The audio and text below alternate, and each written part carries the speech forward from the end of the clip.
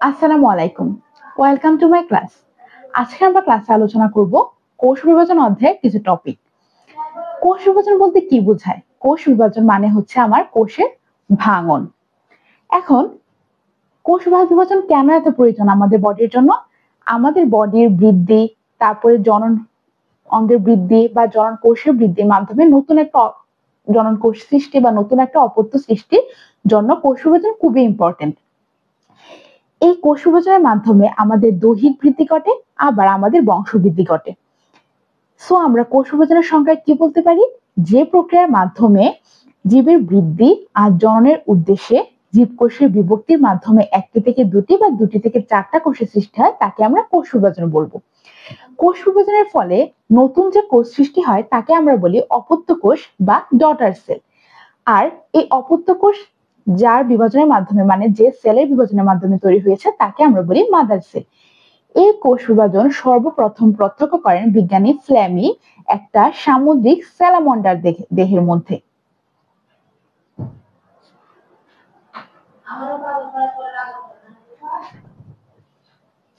এই সামুদ্রিক স্যালামন্ডারের বৈজ্ঞানিক নামটা আমাদের শিখতে হবে। ট্রাইসুরাস ম্যাকিউলোসা। এই সেই সামুদ্রিক স্যালামন্ডার। এখন কোষ বিভাজনকে কয় ভাগে ভাগ করা যায়? কোষের বিভাজনকে আমরা 3 ভাগে ভাগ করতে পারি। প্রথমে হচ্ছে আমাদের অ্যামাইটোসিস। অ্যামাইটোসিসকে আমরা বলতে পারি হচ্ছে প্রত্যক্ষ কোষ বিভাজন। প্রত্যক্ষ কোষ বিভাজন। আরেকটা আছে আমাদের মাইটোসিস। মাইটোসিস বা সমীকরণিক বিভাজন।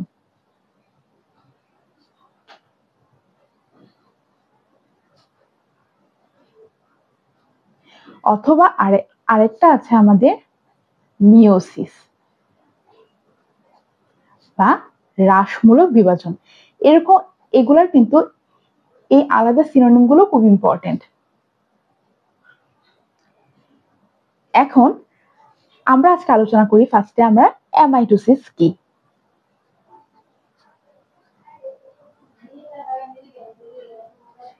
এই যে অ্যামাইটোসিস কোষ বিভাজনকে ফার্স্টে আমরা জানি কেন প্রত্যক্ষ কোষ বিভাজন বলা হয়। প্রত্যক্ষ কোষ বিভাজন হচ্ছে কেন, কারণ এটাই কোনো জটিল প্রক্রিয়া ছাড়াই শুধুমাত্র সরলভাবে এটা বিভাজন ঘটে, তাই এদেরকে অ্যামাইটোসিস বলা হয়।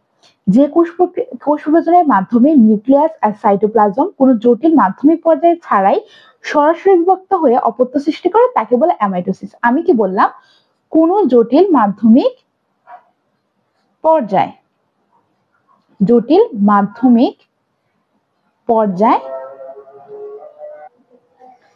জটিল মাধ্যমিক পর্যায় ছাড়া মানে হচ্ছে, মনে করো মাইটোসিস ধাপে কি হয়? মাইটোসিস কোষ বিভাজনের মধ্যে আমার প্রোফেজ, প্রোমেটাফেজ, মেটাফেজ এরকম অনেকগুলো ধাপ পার হতে হয়, কিন্তু অ্যামাইটোসিসে কোনো ধরনের এরকম ধাপ নেই, সরাসরি নিউক্লিয়াস আর সাইটোপ্লাজমের বিভক্তি ঘটে। এখন আসো আমরা দেখি কিভাবে এই বিভাজনটা হয়। মনে করো এটা একটা কোষ, এই কোষের মধ্যে এটা হচ্ছে আমার নিউক্লিয়াস আর এই অংশটা হচ্ছে আমার সাইটোপ্লাজম। এটা হচ্ছে আমার নিউক্লিয়াস, এটা হচ্ছে আমার সাইটোপ্লাজম আর এটা হচ্ছে আমার কোষ প্রাচীর। সো যখন অ্যামাইটোসিস হয় তখন কি হয়? অ্যামাইটোসিস হলে ফার্স্টে আমার কোষের মধ্যে যে নিউক্লিয়াস হয় তার লম্বালম্বি ভাবে বিভক্ত হওয়া শুরু করে। এই যে এই পোর্শনটা দেখো, এই পোর্শনটা কিন্তু মানে মাঝখান বরাবর কিন্তু আমার খাঁজের সৃষ্টি হচ্ছে, এটাকে বলে আমার খাঁজ। ধীরে ধীরে নিউক্লিয়াসের সাথে সাথে একদম সাইটোপ্লাজম যেটা আছে সেটাও খাঁজের মাধ্যমে ভেতরের দিকে ঢোকা শুরু করে, মানে ভাগ হওয়া শুরু করে। এক সময় কি হয়? দুটা অপত্য কোষের সৃষ্টি হয়।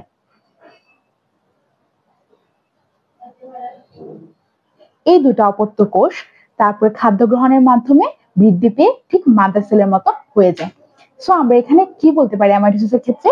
অ্যামাইটোসিসের ক্ষেত্রে বলা যায় হচ্ছে কোন ধরনের আমার নিউক্লিয় পর্দা বিলুপ্ত হচ্ছে না, কোন ধরনের মাকুতন্ত্র বা স্পিন্ডল যন্ত্র সৃষ্টি হয় না। এই প্রক্রিয়ার মাধ্যমে ফার্স্টে নিউক্লিয়াসটা লম্বালম্বি ভাবে হয়ে সরাসরি বিভক্ত হয়ে যায়, তার সাথে সাইটোপ্লাজমও সরাসরি বিভক্ত হয়। প্রতিটা অপত্য কোষ তারপর ক্রমক্রমে বৃদ্ধি পেয়ে খাবার গ্রহণের মাধ্যমে মাজা সেলের মতো আকৃতি ধারণ করে। মানে এখানে কোনো জটিল মাধ্যমিক পর্যায়ে প্রয়োজন নেই। এখন কথা হচ্ছে এই অ্যামাইটোসিস কোষ বিভাজনটা কেন প্রয়োজন? অ্যামাইটোসিস কোষ প্রক্রিয়াটা কাদের দেহে ঘটে সেটা আছে আগে বেশি ইম্পর্টেন্ট। ইস্ট, তারপরে হচ্ছে এককোষী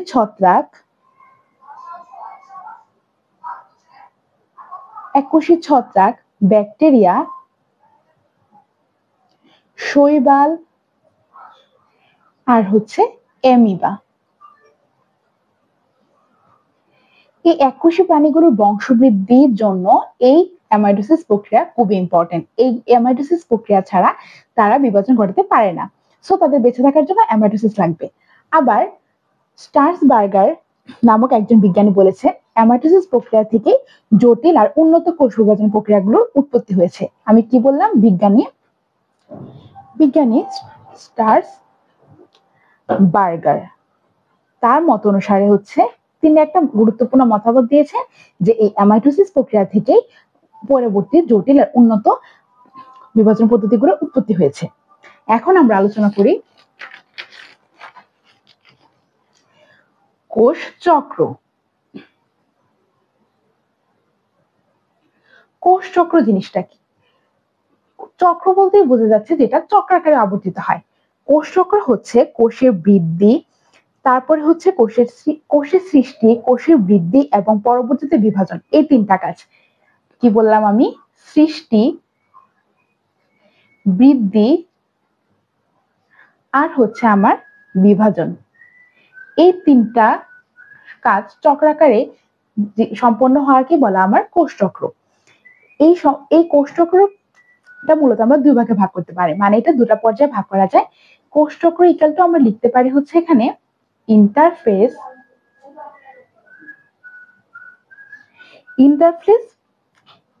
প্লাস বিভাজন দশা বা এমফেস। এমফেসকে বলা হয় হচ্ছে মাইটোটিক ফেজ।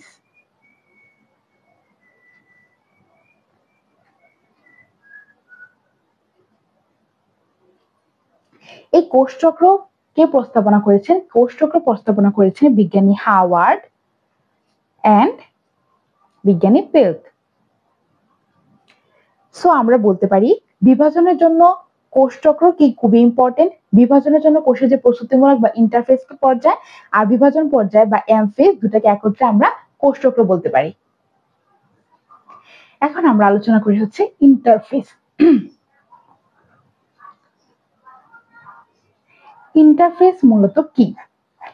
ইন্টারফেস হচ্ছে কোষের পরপর দুবার বিভক্ত হওয়ার মধ্যবর্তী সময়ে আমাদের নিউক্লিয়াসে কিছু প্রস্তুতিমূলক কাজ করতে হয়। এই প্রস্তুতিমূলক কাজ মানে হচ্ছে তখন আমার নিউক্লিয়াসটা বিভিন্ন ধরনের ক্রিয়া বিক্রিয়া সম্পন্ন হয় আমাদের নিউক্লিয়াসের মধ্যে। এই যে সময়টা, এটাকে বলা হচ্ছে ইন্টারফেস। একটা কোষ সবচেয়ে বেশি সময় ব্যয় করে ইন্টারফেসে, এটা হচ্ছে আমার 90 থেকে 95% সময় সে এই ইন্টারফেস দশায় কাটায়। ইন্টারফেস দশাটা কেন ইম্পর্টেন্ট? কারণ নিউক্লিয়াসটা বিভিন্ন ধরনের ক্রিয়া বিক্রিয়া এখানে সম্পন্ন করতে হয়। আমাদের কোষের বিভাজনের জন্য যে যে উপাদানগুলো প্রয়োজন সবগুলো এই ইন্টারফেস দশায় তৈরি হয়। ইন্টারফেস দশায় যে নিউক্লিয়াস থাকে তাকে বলা হয় হচ্ছে বিপাকীয় নিউক্লিয়াস। এটা কিন্তু খুব ইম্পর্টেন্ট একটা এমসিকিউ। বিপাকীয় নিউক্লিয়াস। এখন এই যে ইন্টারফেস দশা, এই ইন্টারফেস দশাকে আমরা আবার তিনটা উপধাপে ভাগ করতে পারি। কি উপধাপে ভাগ করতে পারি? G1 বা বিরাম 1 দশা বা গ্যাপ 1 S, তারপরে বলতে পারি হচ্ছে আমরা G2 বা বিরাম 2 দশা। এখন আসি আমরা G1 বা গ্যাপ 1 বা বিরাম 1 দশায় কি ঘটে? এটা হচ্ছে ইন্টারফেসের প্রথম দশা। আর এটা কি মাইটোসিস দশা আর এস দশার মধ্যবর্তী অবস্থা হচ্ছে আমার এই G1টা। এখানে কি হয়? একটা কোষ পরবর্তী বিভাজন প্রক্রিয়ায় অংশগ্রহণ করবে কি করবে না, এটা সেই G1 ধাপে এসে ঠিক হয়। মানে G1 দশায় সে একদম এখানে থাকবে, পরবর্তী দশায় যাবে না। মানে এটা কি পরবর্তী দশায় যাবে কি যাবে না সেটা এই G1 ধাপে অনেকাংশে ঠিক হয়ে যায়।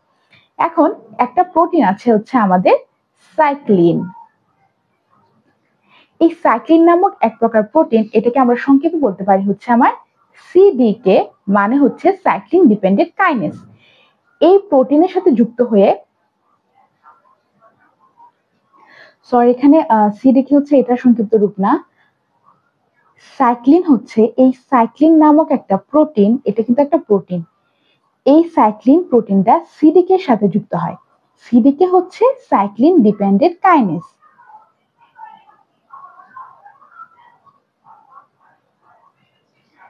সাইক্লিন ডিপেন্ডেন্ট কাইনেজ, এই সাইক্লিন ডিপেন্ডেন্ট কাইনেজের সাথে যুক্ত হয়ে কি করে, এই জি1 যে গ্যাপ আছে বা জি1 দশা, এর গতিকে আমার ত্বরান্বিত আর নিয়ন্ত্রণ করছে হচ্ছে এই দুটা একত্রিত ভাবে ত্বরান্বিত করছে।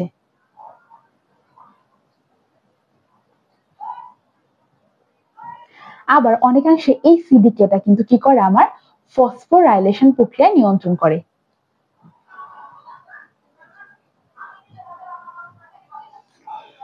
আবার এই যে এই গ্যাপ ওয়ান দশায় কি হয়, ডিএনএ প্রতিলিপন, মানে হচ্ছে ডিএনএ যে অনুলিপন বা প্রতিলিপন, এর জন্য যত প্রয়োজনীয় উপাদান আছে সব এখানে তৈরি হয়ে যায়। প্রয়োজনীয় উপাদানগুলো কি কি, প্রোটিন, আরএনএ। এটা কিন্তু ইম্পর্টেন্ট এমসিকিউ আসে যে প্রোটিন আর আরএনএ ইন্টারফেসে কোন ধাপে তৈরি হয়। প্রোটিন আর আরএনএ তৈরি হয় হচ্ছে আমার গ্যাপ ওয়ান দশায়। আর একটা এই কোষচক্রের যে টাইমটা কতটুকু, কোষচক্রে এখানে কতটুকু টাইম একটা কোষ অবস্থান করে, এখানে দেয় হচ্ছে তার 30 থেকে 40% সময় এই উপপর্যায়ে ব্যয় করে। জি1 এর পরে কোন দশা আসে, আমার জি1 এর পরে আমার এস দশা পর্যায়ক্রমে আবর্তিত হয়। এই এস দশায় যাওয়ার জন্য আমার সবচেয়ে ইম্পর্টেন্ট যে দশা বা সবচেয়ে ইম্পর্টেন্ট যে জিনিস, সেটা হচ্ছে আমার সাইক্লিন সিডিকে যৌগ। এটা আমার উৎপন্ন করতেই হবে। যদি এই যৌগ উৎপন্ন না হয় তাহলে আমার এস দশায় যাবে না। মানে আমার জি1 গ্যাপটা ঠিক মতো ভাবে এখানে যতগুলো উপাদান তৈরি হওয়ার জন্য সবচেয়ে বেশি ইম্পর্টেন্ট হচ্ছে এই সাইক্লিন আর সাইক্লিন ডিপেন্ডেন্ট কাইনেজ তৈরি হওয়া। কারণ এটা কি করে, এটা হচ্ছে এই গ্যাপ ওয়ান কে নিয়ন্ত্রণ করে আর এর গতিকে ত্বরান্বিত করে ও পরবর্তী ধাপে যাওয়ার জন্য। তাহলে আমরা কি বুঝলাম, গ্যাপ ওয়ান হচ্ছে ইন্টারফেজের প্রথম দশা, এটায় 30 থেকে 40% সময় ব্যয় হয়। এখানে তো প্রয়োজন হয় আমার সাইক্লিন আর সাইক্লিন ডিপেন্ডেন্ট কাইনেজ। এই সাইক্লিন ডিপেন্ডেন্ট কাইনেজের সাথে একসাথে যুক্ত হয়ে এই যে গ্যাপটা আছে একে ত্বরান্বিত করে পরবর্তী ধাপে যাওয়ার জন্য। আর ডিএনএ প্রতিলিপন হওয়ার জন্য যতগুলো উপাদান প্রয়োজন, যেমন প্রোটিন, আরএনএ, সব গ্যাপ ওয়ানে তৈরি হয়ে যায়। এখন আমরা আলোচনা করি হচ্ছে এস দশা। এস দশাকে বলা হয় আমার সিনথেসিস ফেজ। কেন সিনথেসিস ফেজ বলা হয়, কারণ হচ্ছে এখানে আমার ডিএনএ তৈরি হয়, তাই আমার একে সিনথেসিস ফেজ বলা হয়, বা ডিএনএ অনুলিপন হয়। একে আমাদের সংশ্লেষণ দশা বলা হয়। বাংলায় কিন্তু সিনথেসিসের নাম হচ্ছে আমার সংশ্লেষণ। এখন আমরা দেখি এস দশায় কি হয়। এস দশা হচ্ছে আমার সবচেয়ে ইম্পর্টেন্ট একটা দশা ইন্টারফেজের মধ্যে, কারণ একটা কোষের বিভাজন হওয়ার জন্য ডিএনএ প্রতিলিপন হওয়া খুবই ইম্পর্টেন্ট। সো এখানে আমার কতটুকু টাইম হয়, 30 থেকে 50% সময় আমার এখানে ব্যয় হয়। এই পর্যায়ে কি হয়, ডিএনএ অনুলিপন পর্যায়ে সম্পন্ন হয়। এই অনুলিপন প্রক্রিয়াটা আমার কোন পর্যন্ত চলতে থাকে, একদম কোষ বিভাজনের প্রোফেজ পর্যন্ত চলতে থাকে। সো আমি কি বলতে পারি হচ্ছে এস উপপর্যায়ের কাজই হচ্ছে ডিএনএ অনুলিপন করা। এস থেকে আমি এখন যাব কোথায়, এস থেকে আমার যেতে হবে আমার জি2 দশায়। এখানে যাওয়ার জন্য আমার কিন্তু এই সাইক্লিন আর সাইক্লিন ডিপেন্ডেন্ট কাইনেজ যৌগ উৎপন্ন হওয়া জরুরি। এটা কিন্তু জি1 গ্যাপকেও ত্বরান্বিত করে, আবার এস গ্যাপকেও ত্বরান্বিত করে। এখন আমরা আলোচনা করব হচ্ছে জি2 দশা। জি2 দশা বা গ্যাপ 2 বা বিরাম 2 পর্যায়। এটা কি হয়, এটা হচ্ছে আমাদের এম ফেজ বা মাইটোটিক, মানে এম ফেজ, আমি মনে করো এম ফেজে প্রবেশ করব বা মাইটোটিক দশায় প্রবেশ করব, বা কোষ বিভাজন এখন শুরু হবে, মাইটোসিস কোষ বিভাজন শুরু হবে, সেটাই প্রবেশ করার পূর্ববর্তী অবস্থা হচ্ছে আমার এই গ্যাপ 2। এই পর্যায়ে কি হয়, আমাদের মাইক্রোটিউবুল গঠনকারী উপাদানগুলো তৈরি হয়।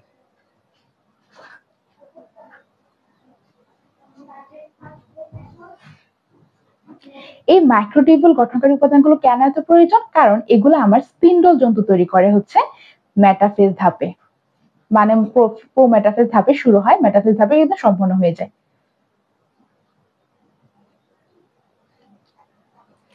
এই স্পিন্ডল যন্ত্র কিন্তু মাইটোসিস কোষ বিভাজনের জন্য খুবই ইম্পর্টেন্ট।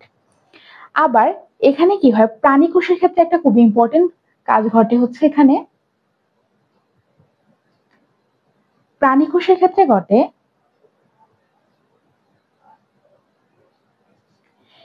প্রাণী কোষে আমরা জানি কিন্তু সেন্ট্রোসোম থাকে। সেন্ট্রোসোম কিন্তু বিভাজিত হয় এই G2 দশায়, বিভাজিত হয়ে আমার দুইটা সেন্ট্রোসোমে পরিণত হয়, দুটি সেন্ট্রোসোম আমার উৎপন্ন হয়।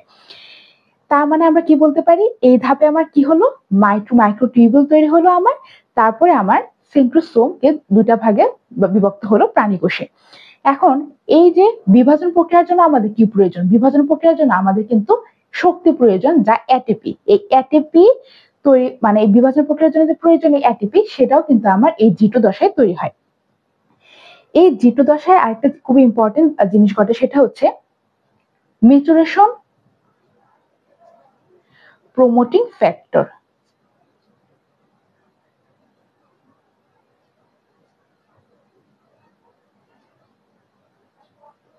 ম্যাচুরেশন প্রমোটিং ফ্যাক্টর বা আমরা একে বলি MPF।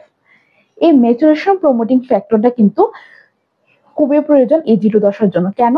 মাইটোসিসে ধাপে প্রবেশ করার জন্য আমার ম্যাচুরেশন প্রমোটিং ফ্যাক্টরটা উৎপন্ন হতে হবে হচ্ছে এই G2 দশায়, নয়তো একটা কোষ এই G2 দশায় থেকে যাবে, সে আর মাইটোসিস দশায় অংশগ্রহণ করতে পারবে না। কোষ চক্রে কতটুকু টাইম এখানে ব্যয় হয়, কোষ চক্রে 10 থেকে 20% সময় আমার এখানে ব্যয় হয়। মানে ইন্টারফেজ দশায় মোট সময়ে সব থেকে কম টাইম আমরা G2 দশায় ব্যয় করি। G2 দশায় সবচেয়ে ইম্পর্টেন্ট জিনিস কোনটা, সবচেয়ে ইম্পর্টেন্ট জিনিস হচ্ছে আমার ম্যাচুরেশন প্রমোটিং ফ্যাক্টর। এই ম্যাচুরেশন প্রমোটিং ফ্যাক্টর যদি তৈরি হয়, সেটা আমাকে পরবর্তী মাইটোসিস ধাপে নিয়ে যাবে। যেসব কোষের ক্ষেত্রে এইটা G2 দশায় তৈরি মানে হবে না, তারা কিন্তু আর মাইটোসিস ধাপে পৌঁছতে পারবে না, তারা এখানে থেকে যাবে। সো আমার এইভাবে কোষচক্র আলোচনা করা শেষ। কোষচক্রের মধ্যে ইন্টারফেজ দশা আলোচনা করা শেষ। আমার এখন বাকি আছে হচ্ছে মানে হচ্ছে মাইটোসিস দশা। আর এখন আমরা আসি কোষচক্র নিয়ন্ত্রণ। ফার্স্ট আরেকটা জিনিস পড়ি আমরা, কোষচক্রের নিয়ন্ত্রণ।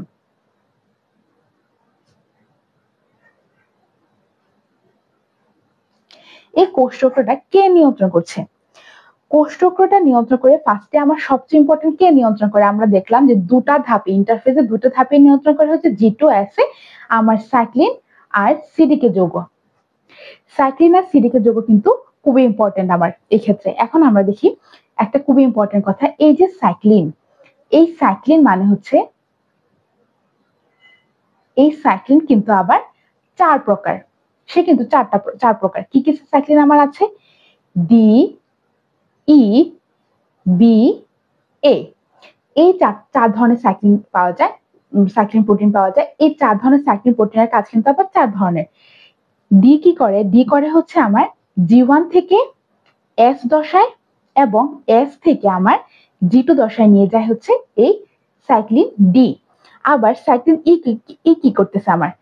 এই সাইক্লিন ই করছে আমার S দশায় যে কোষ থাকে, S দশায় কোষকে আমার ডিএনএ প্রতিলিপনের জন্য প্রস্তুত করা হচ্ছে এই সাইক্লিন ই এর কাজ। আর সাইক্লিন বি এর কাজ হচ্ছে স্পিন্ডল ফাইবার তৈরি করা সহ প্রয়োজনীয় সব উপাদান, মানে প্রয়োজনীয় সবকিছু প্রস্তুত করা হচ্ছে এই বি সাইক্লিন। মানে কি আমার মাইক্রোটিউবিউল জাতীয় জিনিসগুলো তৈরি করার জন্য আমার প্রয়োজন হচ্ছে সাইক্লিন বি। আর সাইক্লিন এ কি করে? সাইক্লিন এ করে হচ্ছে আমার ডিএনএ যে রেপ্লিকেশন, এই রেপ্লিকেশনকে আমার ত্বরান্বিত করে। রেপ্লিকেশনকে ত্বরান্বিত করা হচ্ছে আমার সাইক্লিন এর কাজ। সো আমি কি বলতে পারি, 4 ধরনের সাইক্লিন আছে। সাইক্লিন ডি এর কাজ হচ্ছে G1 থেকে S দশায় এবং S থেকে G2 দশায় আমার কোষকে নিয়ে যাওয়া। সাইক্লিন ই এর কাজ হচ্ছে S দশায় কোষকে ডিএনএ প্রতিলিপনের জন্য প্রস্তুত করা। এটা কিন্তু রেপ্লিকেশনকে ত্বরান্বিত করছে না, এটা কোষকে প্রস্তুত করছে। সো কথাটা একটু খেয়াল রাখতে হবে। আর সাইক্লিন বি এর কাজ হচ্ছে মাইটোসিসের জন্য যে স্পিন্ডল ফাইবার বা মাইক্রোটিউবিউল গুলো প্রয়োজন, সেগুলো প্রস্তুত করা। আর সাইক্লিন এর কাজ হচ্ছে রেপ্লিকেশনকে ত্বরান্বিত করা। এটা হচ্ছে আমার মানে মেইন সাইক্লিন সিডিকে যৌগ আমার কোষচক্রকে নিয়ন্ত্রণ করছে। আরেকটা খুব ইম্পর্টেন্ট জিনিস হচ্ছে সাইক্লিন ডিপেন্ডেন্ট কাইনেজ। এটা হচ্ছে আমার 1 নাম্বার, এটা হচ্ছে আমার 2। সাইক্লিন ডিপেন্ডেন্ট কাইনেজ আর MPF মানে হচ্ছে ম্যাচুরেশন প্রমোটিং ফ্যাক্টর। এই যৌগটাও আমার কোষচক্রকে নিয়ন্ত্রণ করে। মানে কি, একটা কোষে বিভাজিত হবে তার সাইক্লিক সিডিক যৌগের সাথে গ্রোথ ফ্যাক্টরটা যুক্ত হয়ে কোষচক্র সামনের দিকে যাওয়ার জন্য সে নির্দেশনা দেয়।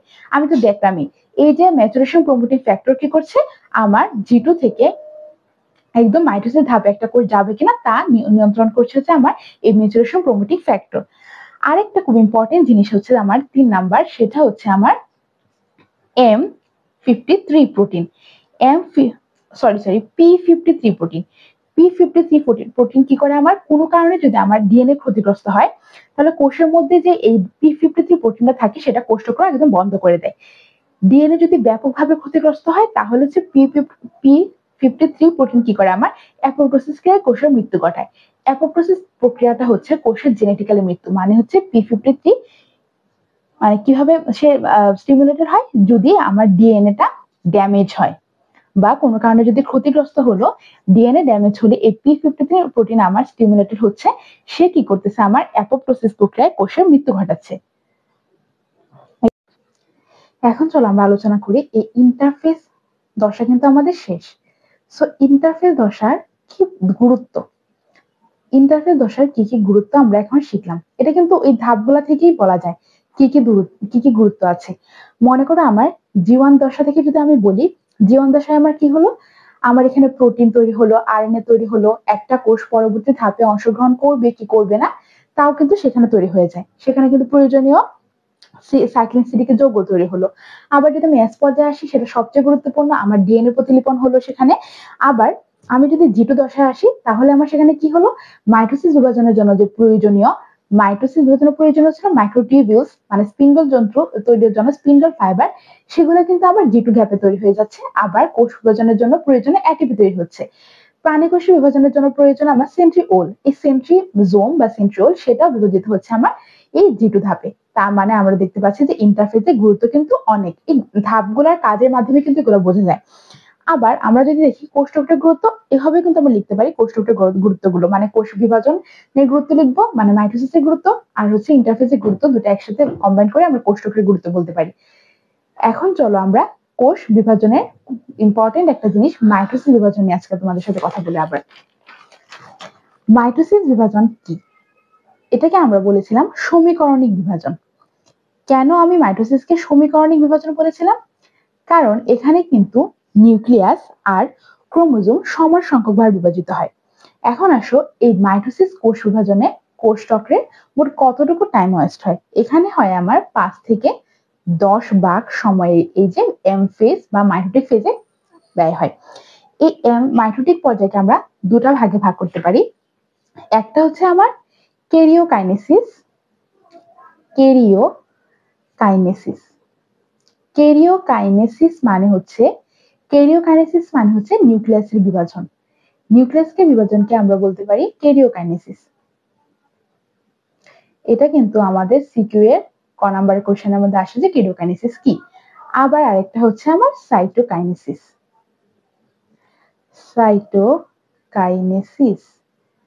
সাইটোকাইনেসিস মানে হচ্ছে আমার সাইটোপ্লাজমের বিভাজন। এটা কিন্তু নামের সাথেই মিল আছে।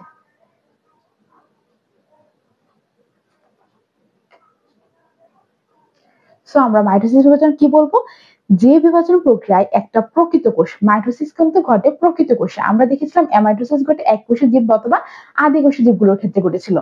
আর মাইটোসিস কোথায় ঘটে, আমার প্রকৃত কোষে ঘটে। প্রকৃত কোষের নিউক্লিয়াস আর ক্রোমোজোম উভয় একবার বিভাজিত হয়ে সমগুণ সম্পন্ন দুটো অপত্য সৃষ্টিকে বলে আমার মাইটোসিস। তারপর মাইটোসিস আমার কোষটা কিরকম হবে, সমগুণ সম্পন্ন।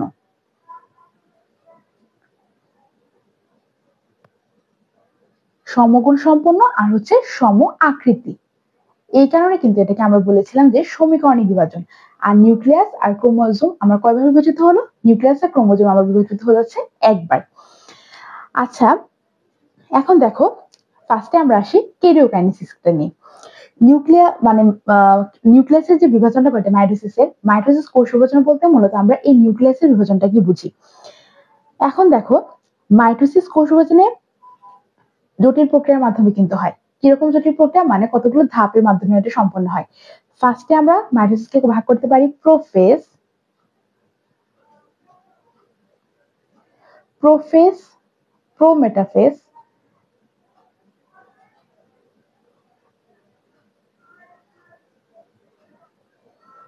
মেটাফেজ,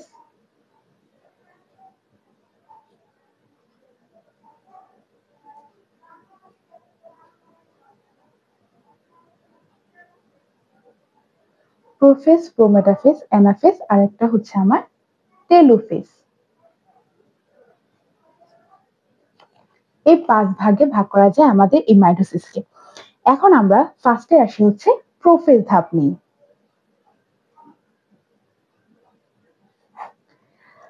প্রোফেজ ধাপ হচ্ছে মাইটোসিসের সবচেয়ে বড় পর্যায়, সবচেয়ে দীর্ঘস্থায়ী পর্যায়। এটা হচ্ছে আমাদের প্রোফেজ। চলো দেখি প্রোফেজে আমার কি হয়। প্রোফেজে আমি ফার্স্ট একটা উদ্ভিদ কোষের ক্ষেত্রে যদি আমি দেখি, মনে করো এরকম একটা কোষ,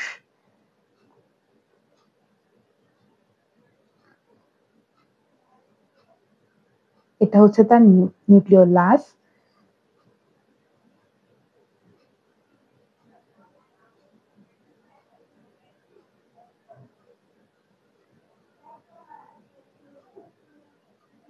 এইগুলো হচ্ছে তার ক্রোমোজোম, এটা হচ্ছে নিউক্লিয়াস।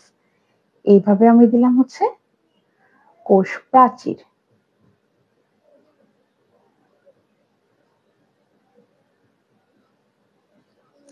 এটা হচ্ছে আমার একটা প্রোফেজ ধাপের, ধরো এটা একটা প্রোফেজ ধাপের চিত্র। তাহলে প্রোফেজ ধাপে কি হচ্ছে দেখো, এটা মাইটোসিসের সবচেয়ে প্রথম আর দীর্ঘস্থায়ী পর্যায়। এখানে দেখো নিউক্লিয়াসটা কিন্তু আকারে অনেকটাই বড়, নিউক্লিয়াসটা আকারে বড় থেকে গোলাকৃতি থাকে। ক্রোমাটিন তন্তুগুলো থেকে এটা আমি কি হয়, আমার জল বিয়োজন শুরু হয়। এটা কিন্তু খুব ইম্পর্টেন্ট কথা। আমি এখন প্রোফেজ ধাপ নিয়ে যে যে কথাগুলো বলবো সবগুলো খুব মনোযোগ দিয়ে শুনবা। এইগুলা যেমন এমসিকিউ এর জন্য ইম্পর্টেন্ট, তেমনি আমার কিন্তু সিকিউ এর কোশ্চেন আসবে যে এই ধাপ মানে চিত্র দিয়ে বলবে যে এই ধাপ বর্ণনা করো, ওই ধাপ বর্ণনা করো, তখন তোমাদের চিত্র সহ এটা আঁকতে হবে। জল বিয়োজন ঘটে। জল বিয়োজনের ফলে কি হয়, এই যে তোমার ক্রোমোজোম গুলো কি হয়, সুতার মতো থাকে। এগুলো ক্রোমাটিন জালিকা ভেঙে গিয়ে একটা নির্দিষ্ট সংখ্যক ক্রোমোজোম তৈরি হয়। মানে ফার্স্টে কি হয়, ক্রোমোজোম গুলো কিন্তু এরকম এরকম এরকম এরকম থাকে, একদম নিউক্লিয়াসের ভিতরে এরকম পেঁচানো পেঁচানো জালিকার আকারে থাকে। তারপর এগুলা আস্তে আস্তে আলাদা ক্রোমোজোম হয়, মানে আলাদা হওয়া শুরু করে। ভাগ হয় নাই কিন্তু, এই জালিকা থেকে জাস্ট ভেঙে সুতাগুলা আলাদা আলাদা হয়েছে। সুতাগুলো আগে একসাথে জড়ানো ছিল, এখন শুধু আলাদা হয়েছে। এখন দেখো কি হয়, এই ক্রোমোজোম গুলা ফার্স্টে আলাদা হওয়ার পরে স্প্রিং এর নিয়ে কুণ্ডলিত হয়ে ক্রমশ মোটা আর খাটো হতে শুরু করে। মানে এই ধাপে আমার মোটা আর খাটো হওয়াটা শুরু হয়, মোটা আর খাটো হলো, ক্রোমোজোম গুলো আমার মোটা খাটো হতে শুরু করে। এরপরে কি হয়, সেন্ট্রোমিয়ার বাদে এই যে পোর্শনটা যেখানে ক্রোমোজোমের এই যে এরকম বাহুগুলা যে একসাথে যুক্ত আছে, এই যে ক্রোমোজোমের বাহুগুলা এই মাঝখান বরাবর যুক্ত আছে, এগুলাকে বলে আমার হচ্ছে সেন্ট্রোমিয়ার। সেন্ট্রোমিয়ার। এই সেন্ট্রোমিয়ারটা বাদে ব্যতীত লম্বালম্বি ভাবে দুটো সূত্রে বিভক্ত হয়। মানে সেন্ট্রোমিয়ারটা অবিভক্ত থাকে, এই কিন্তু ক্রোমোজোম গুলা দুটো লম্বালম্বি অনুদৈর্ঘ্য ভাবে বিভক্ত হয়। তখন প্রতিটা সূত্রকে বলে আমার ক্রোমাটিড। তখন আমার কি বলা হচ্ছে, ক্রোমাটিড। তার মানে এই ধাপে আমার ক্রোমাটিড তৈরি হয়। এমসিকিউ এর মধ্যে আসে যে ক্রোমাটিড কোন ধাপে তৈরি হয়, ক্রোমাটিড তৈরি হয় আমার প্রোফেজ ধাপে। তাহলে আমি একটা ইম্পর্টেন্ট কথা বলি, ক্রোমাটিড আর যদি অপত্য ক্রোমোজোমের মধ্যে পার্থক্যটা কোথায়। অপত্য ক্রোমোজোম যখন আমরা বলবো, অপত্য ক্রোমোজোম মানে কি আমার মাতৃকোষ থেকে যে ক্রোমোজোমটা বিভাজনের মাধ্যমে তৈরি হলো। অপত্য ক্রোমোজোম মানে হচ্ছে আমার সেন্ট্রোমিয়ার সহ বিভক্ত হয়েছে, সেন্ট্রোমিয়ার ভাগ হয়েছে, সেন্ট্রোমিয়ার বিভক্ত। আর আমার যদি বলি আমি ক্রোমাটিড মানে কি, ক্রোমাটিড কথা মানে হচ্ছে, ক্রোমাটিড কথার মানে হচ্ছে সেন্ট্রোমিয়ার অবিভক্ত, মানে শুধুমাত্র ক্রোমোজোমটা লম্বালম্বি ভাবে ভাগ হয়েছে।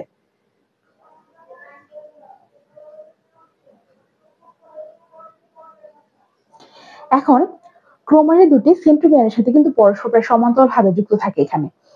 তারপরে আমার কি, এই পর্যায়ে শেষের দিকে কি হয়, আমার সাইক্লিন ডিপেন্ডেন্ট কাইনেজ কর্তৃক যে প্রোটিনের যে ফসফোরাইলেশন হয়, এটার কারণে আমার ক্রোমোজোম গুলো সংকোচন হতে শুরু করে। তারপরে এই কত প্রোটিনের ফসফোরাইলেশনের কারণে আমার নিউক্লিয়ার মেমব্রেনে বিলুপ্ত হতে থাকে। এই দেখো এখানে কিন্তু আমি নিউক্লিয়ার মেমব্রেনটা যে এঁকেছি, এটা কিন্তু আমি মানে একদম এরকম গোলাকৃতি ভাবে আঁকি নাই, গোলাকৃতি ভাবে কিন্তু আঁকি না, এটা কিন্তু দেখো আস্তে আস্তে বিলুপ্তি হচ্ছে। তারপরে আমার এই ধাপে কি হয়, এই ধাপে আস্তে আস্তে নিউক্লিয়ার মেমব্রেনটা বিলুপ্ত হতে শুরু করে। তার মানে আমি কি বলতে পারি, এই প্রোফেজ ধাপের ক্ষেত্রে বলা যায় ফার্স্টে আমার এটা দীর্ঘস্থায়ী একটা পর্যায়। এই ধাপে আমার ক্রোমোজোম থেকে জল বিয়োজন শুরু হয়। জল বিয়োজন শুরু হওয়ার ফলে এই যে ক্রোমাটিন জালিকা আকারে যে ক্রোমোজোম গুলা থাকে এগুলো আস্তে আস্তে সুতাগুলো আলাদা হতে শুরু করে, ক্রোমোজোম একটা করে আলাদা আলাদা ক্রোমোজোম তৈরি হয়। তারপরে ক্রোমোজোম গুলা মোটা আর খাটো হতে শুরু করে, স্প্রিং এর ন্যায় মোটা আর খাটো। এরপরে সেন্ট্রোমিয়ারটা অক্ষত থাকে, সেন্ট্রোমিয়ার বাদে তারা লম্বালম্বি বা অনুদৈর্ঘ্য ভাবে ভাগ হয়ে ক্রোমাটিড তৈরি করে, মানে ক্রোমাটিড তৈরি হয় কোন ধাপে? প্রোফেজ ধাপে। এরপরে আমরা পড়েছিলাম যে সিডিকে কি করে? ফসফোরাইলেশন করে। এই ফসফোরাইলেশনের ফলে আমার এই ক্রোমোজোম গুলার কি হয়? ক্রোমোজোম গুলার আমার সংকোচন শুরু হয়। তারপরে কি হয়? এই ফসফোরাইলেশনের কারণে আমার নিউক্লিয়ার মেমব্রেনটা বিলুপ্ত হতে শুরু করে এই প্রোফেজ ধাপের মধ্যেই। এখন যখন প্রোফেজ ধাপে আমার শেষ হতে থাকে, প্রোফেজ ধাপের শেষের দিকে কি হয়? আমার স্পিন্ডল যন্ত্র তৈরির সূচনা ঘটে। স্পিন্ডল যন্ত্র তৈরির সূচনা হয় হচ্ছে আমার এই প্রোফেজ ধাপের শেষের দিকে।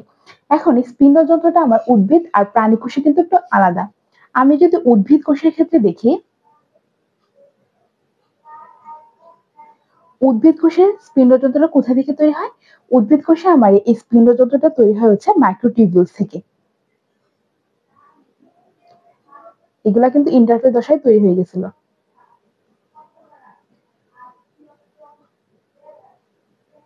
আর প্রাণী কোষে কোথা থেকে তৈরি হয়?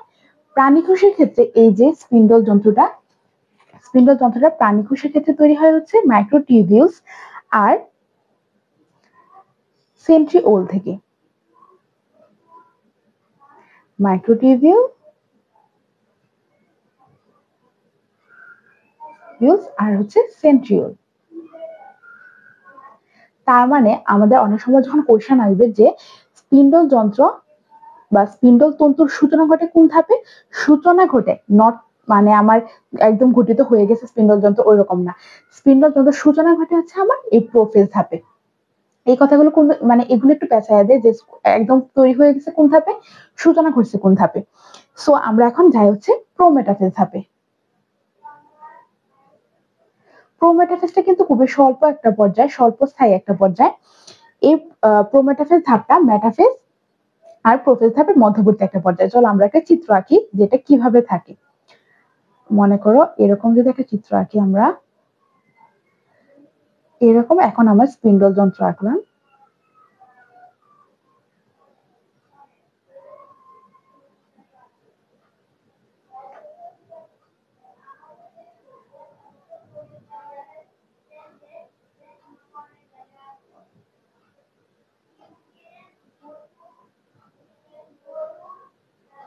এখানে আমার নিউক্লিওলাস, এই যে আমার কোষ প্রাচীর। তোমরা কিন্তু একটা চেষ্টা করবে যে একটা পাতা একটু বড় করে পরীক্ষা হলে চিত্র আঁকার, যত সুন্দর করে চিত্র আঁকবা তত ভালো নাম্বার পাবা। তারপরে মনে করো প্রোমেটাফেজ ধাপে আমরা কি ফার্স্টে দেখি, এখানেও কিন্তু পানি বিয়োজন আবার শুরু হয়েছিল কিন্তু প্রোফেজ ধাপ থেকে। এখানেও পানির হ্রাস কিন্তু অব্যাহত থাকে, ক্রোমোজোম গুলো আরো খাটো মোটা হতে শুরু করে, মানে খাটো আর মোটা এটা কিন্তু এখানেও আছে। খাটো মোটা হতে থাকে আর হচ্ছে স্পষ্ট হওয়া শুরু করে এই ধাপে। এখানে তন্তুময় প্রোটিনের সমন্বয়ে, মানে মাইক্রোটিউবিউল গুলো কিন্তু এক ধরনের প্রোটিন ছিল, এই প্রোটিন গুলোর সমন্বয়ে আমার এই যে স্পিন্ডল যন্ত্রটা তৈরি হয়ে যায়। এই স্পিন্ডল যন্ত্রের আবির্ভাব ঘটে।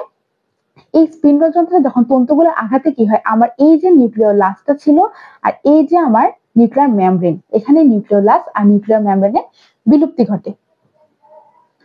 নিউক্লিওলাস আর নিউক্লিও মেমব্রেন এই ধাপে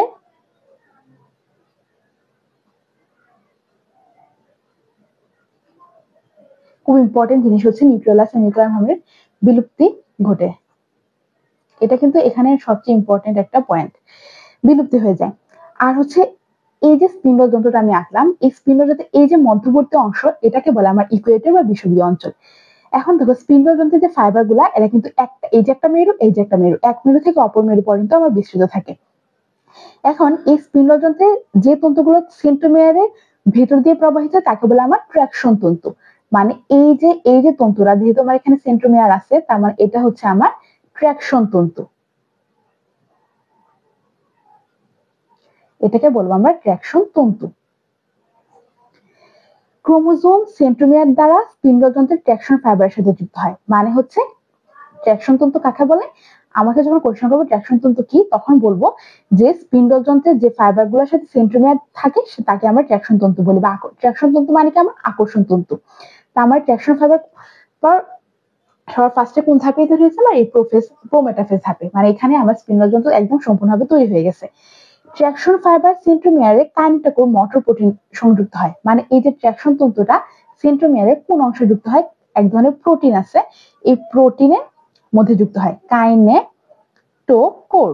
নামগুলো একটু উদ্ভট, এগুলো মনে রাখতে হবে। কাইনেটোকোর, মোটর প্রোটিন, এই অংশে যুক্ত হয়।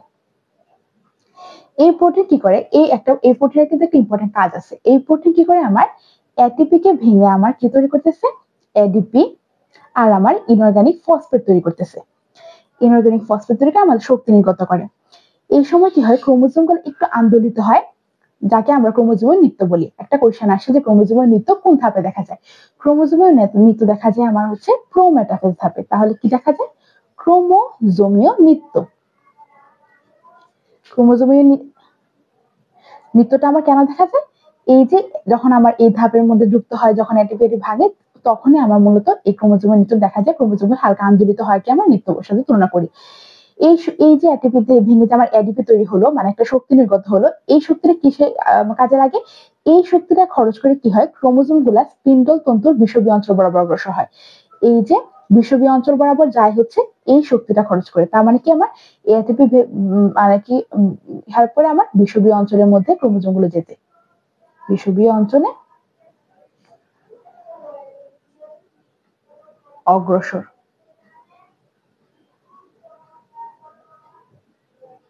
বিষুবীয় অঞ্চলে অগ্রসর হতে আমার হেল্প করে এই এটিপি নির্গত শক্তি। সো আমি প্রোমেটাফেজ থেকে কি পেলাম? আমি আরেকবার যদি বলি, এখানে আমার জল বিয়োজন অব্যাহত থাকে, ক্রোমোজোম গুলো আরো বেশি খাটো, মোটা আর স্পষ্ট হতে থাকে। এখানে আমার স্পিন্ডল যন্ত্র তৈরি হয়ে যায়। সো স্পিন্ডল যন্ত্রের প্রভাবে কি হয়? আমার নিউক্লিওলাস আর নিউক্লিওলাসের সম্পূর্ণ বিলুপ্তি ঘটে, বিলুপ্ত হয়ে যায়। এরপরে কি আমার স্পিন্ডল যন্ত্রগুলার বিষুবীয় অঞ্চলকে যে মধ্যবর্তী অংশটাকে আমরা বলি বিষুবীয় অঞ্চল। এখন ক্রোমোজোমে মানে ক্রোমোজোম সেন্ট্রোমিয়ারের মধ্যে যে স্পিন্ডল যন্ত্রের যে তন্তুগুলো অ্যাড থাকে, মানে যে তন্তুগুলো যুক্ত হয় সেন্ট্রোমিয়ারের সাথে, তাকে বলে আমার ট্রাকশন তন্তু। ট্রাকশন তন্তু সেন্ট্রোমিয়ারে কোথায় যুক্ত হয়? কাইনেটোকোর মোটর প্রোটিনে যুক্ত হয়। এই প্রোটিনটার একটা ইম্পর্টেন্ট কাজ কি? এই প্রোটিনের কাজ হচ্ছে আমার এটিপি কে ভেঙে এডিপি আর ইনঅর্গানিক ফসফেট তৈরি করা। এই ফসফেট মানে এই শক্তি নির্গত হওয়ার প্রয়োজনীয়তাটা কি? এটা এই ক্রোমোজোম গুলোকে বিষুবীয় অঞ্চলে অগ্রসর হতে হেল্প করে। এই সময় ক্রোমোজোম একটু আন্দোলিত হয়, একে বলা হয় আমার ক্রোমোজোমের নৃত্য। মানে ক্রোমোজোমের নৃত্য কোন ধাপে দেখা যায়? প্রোমেটাফেজ ধাপে। নিউক্লিওলাসের বিলুপ্তি ঘটে প্রোমেটাফেজ ধাপে। তারপরে এখন আমরা যাব হচ্ছে মেটাফেজ ধাপে।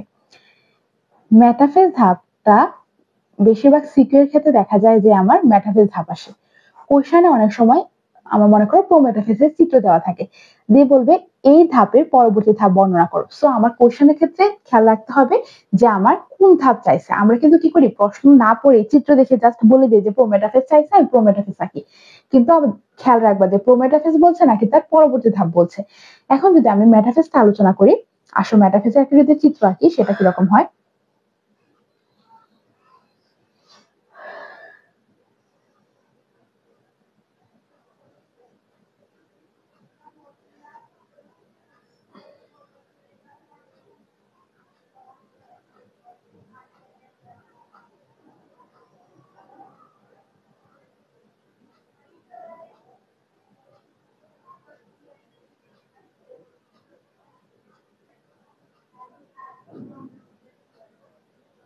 এই যে আমার কোষ প্রাচীর। এই ধাপে দেখো কোনো কিন্তু নিউক্লিওলাস বা নিউক্লিয়ার মেমব্রেন নাই। কারণ কেন নাই? কারণ এগুলো আমার মেটাফেজ ধাপে বিলুপ্ত হয়ে গেছে। এটা হচ্ছে আমার মেটাফেজের তৃতীয় পর্যায়।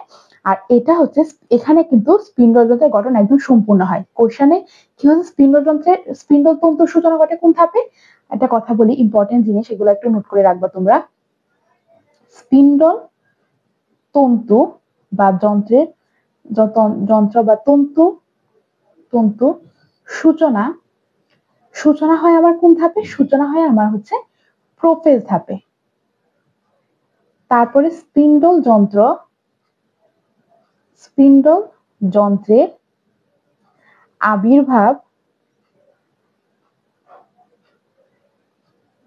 স্পিন্ডল যন্ত্রে আমার আবির্ভাব ঘটে কোন ধাপে? আবির্ভাব ঘটেছে আমার প্রোমেটাফেজ ধাপে। আর একদম সম্পূর্ণ হয়েছে কোন ধাপে? সম্পূর্ণ হয়েছে আমার মেটাফেজ ধাপে। জানি কথাগুলা মানে একটু উল্টাপাল্টা, কিন্তু এগুলা দিয়ে এমসিকিউ আসে, করার কিছু নেই। তোমাদের একটু এইভাবে মনে রাখতে হবে যে কোন ধাপে সম্পূর্ণ হয়েছে, কোন ধাপে আবির্ভাব ঘটছে, কোথায় সূচনা করছে। এই কথাগুলো একটু তোমরা নোট করে রাখবা যে কোথায় তৈরি হয়েছে। এখন দেখো, আমরা মেটাফেজ সম্বন্ধে চলো আলোচনা করি।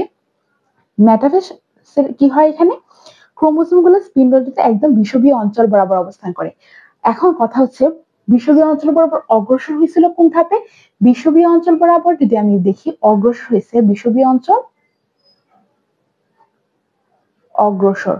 এটা কিন্তু আমার কোন ধাপে হয়েছিল? এটা কিন্তু আবার হয়েছিল এই যে প্রোমেটাফেজ ধাপে, বিষুবীয় অঞ্চল অগ্রসর। আর বিষুবীয় অঞ্চলে অবস্থান করতেছে কোন ধাপে? যদি বলে আমার বিষুবীয় অঞ্চলে অবস্থান, তাহলে কিন্তু সেটা আমার হবে মেটাফেজ ধাপে। মেটাফেজ ধাপে আমার একদম অবস্থান করছে এখানে। এখন দেখো, এই যে মেটাফেজ ধাপের বিষুবীয় অঞ্চল অবস্থান করাকে বলা হয় মেটাকাইনেসিস। কোশ্চেনে আসে মেটাকাইনেসিস কি? মেটাকাইনেসিস হচ্ছে মেটাফেজ মাইটোসিসের মেটাফেজ ধাপে ক্রোমোজোমের বিষুবীয় অঞ্চল অবস্থান করাকে বলা হচ্ছে মেটাকাইনেসিস। এখানেও কিন্তু ক্রোমোজোম থেকে পানি বিয়োজন কিন্তু অব্যাহত থাকে, ফলে ক্রোমোজোম গুলো সবচেয়ে বেশি খাটো আর মোটা হয়। এটা প্রায় দেখা যায় এমসিকিউ আসে, সবচেয়ে বেশি খাটো মোটা, সবচেয়ে বেশি খাটো আর মোটা হয় হচ্ছে এই যে মেটাফেজ ধাপে হচ্ছে সবচেয়ে বেশি খাটো আর মোটা হয় ক্রোমোজোম গুলা। ক্রোমোজোমের এই খাটো আর মোটা হওয়াকে বলা হয় আমার কন্ডেনসেশন বলে। এটাকে আমার কি বলে হচ্ছে? এটাকে বলে কন্ডেনসেশন। কথাগুলো একটু জটিল, তোমরা প্রথম প্রথম পড়বা তো এই জন্য এরকম লাগবে।